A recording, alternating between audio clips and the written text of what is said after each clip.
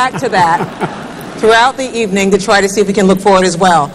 Now let's talk about the next question is to talk about the subprime lending meltdown. Who do you think was at fault? I start with you, Governor Palin.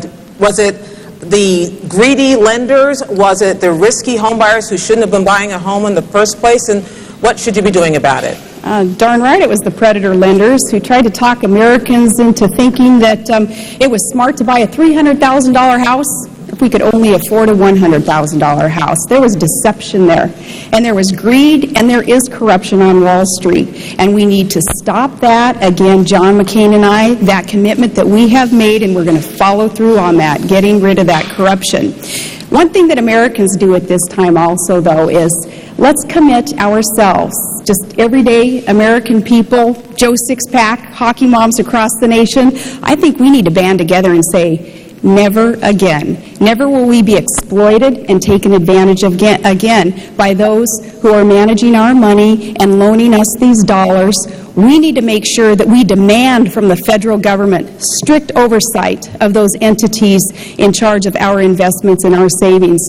And we need also to not get ourselves in debt. Let's do what our parents told us before we probably even got that first credit card.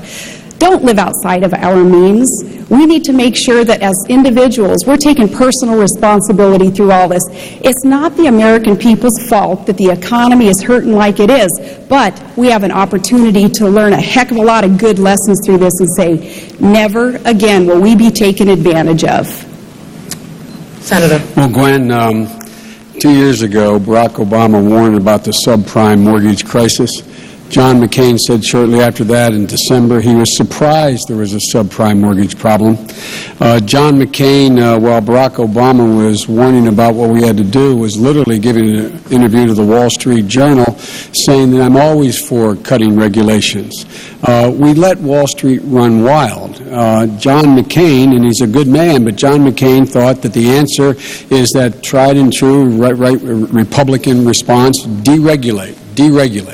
So what you had is you had overwhelming, quote, deregulation. You had actually the belief that Wall Street could self-regulate itself. And while Barack Obama was talking about reinstating those regulations, John, on 20 different occasions in the previous year and a half, called for more deregulation. Matter of fact, John recently wrote an article in a major magazine saying that he wants to do for the healthcare industry, deregulate it and let the free market move like he did for the banking industry. So deregulation was the promise, and guess what? Those people who say don't go into debt, they can barely pay to fill up their gas tank. I was recently at my local gas station, asked a guy named Joey Danko, I said, Joey, how much it costs to fill your tank? You know what his answer was? He said, I don't know, Joe. I never have enough money to do it. The middle class needs relief, tax relief. They need it now. They need help now. The focus will change with Barack Obama. Governor, please, if you want to respond to what he said about Senator McCain's comments about health care. I'd like to respond about the tax increases. And, you know, we can speak in agreement here that darn right we need tax relief for Americans so that jobs can be created here. Now, Barack Obama and Senator Biden also voted for the largest tax increases in U.S. history. Barack had 94 opportunities to side on the people's side and reduce taxes, and 94 times he voted to increase taxes or not support a tax reduction, 94 times. Now, that's not what we need to create jobs and really bolster and heat up our economy. We do need the private sector to be able to keep more of what we earn and produce. Government's going to have to learn to be more efficient and live with less if that's what it takes to rein in the government growth that we've seen today. But we do need tax relief, and Barack Obama even supported increasing taxes as late as last year for those families making only $42,000 a year. That's a lot of middle-income, average American family. To increase taxes on them, I think that is the way to kill jobs and to continue to harm our economy. Senator.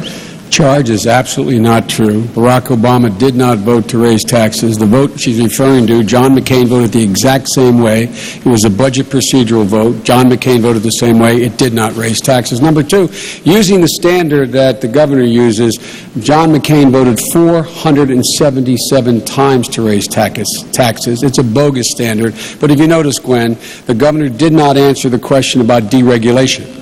did not answer the question of defending John McCain about not going along with the deregulation, letting Wall Street run wild. He did support deregulation almost across the board. That's why we got in so much Would you trouble. like to have an opportunity to answer that before we I'm move on? still on the tax thing because I want to correct you on that again. And I want to let you know what I did as a mayor and as a governor. And I may not answer the questions the way that either the moderator or you want to hear, but I'm going to talk straight to the American people and let them know my track record also. As mayor, every year I was in office, I did reduce taxes. I eliminated personal property taxes and eliminated small business inventory taxes. And as governor, we suspended our state fuel tax. We did all those things knowing that that is how our economy would be heated up. Now, as for John McCain's adherence to rules and regulations and pushing for even harder and tougher regulations, that is another thing that he is known for, though. Look at the tobacco industry. Look at campaign finance reform. Okay, our time is up here. I'm going to move on to the next question. Senator Biden, we want to talk about taxes. Let's talk about taxes. Good. You have proposed raising taxes on people who earn over $200,000.